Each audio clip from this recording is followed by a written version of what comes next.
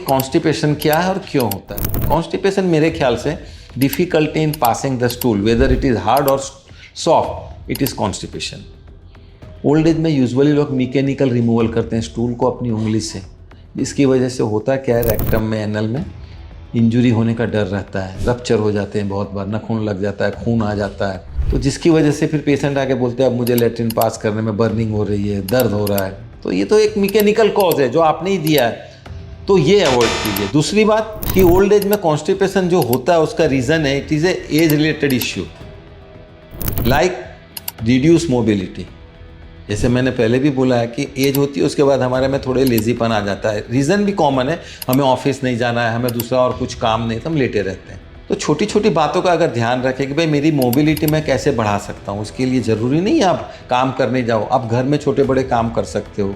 रोज़ सुबह 20-25 मिनट जितना हो सके धीरे धीरे आप चलना चालू करो, वॉकिंग चालू करो, आपकी मोबिलिटी बढ़ेगी तो वो इम्पैक्ट डायरेक्ट आपके डाइजेस्टिव सिस्टम पर जाएगा।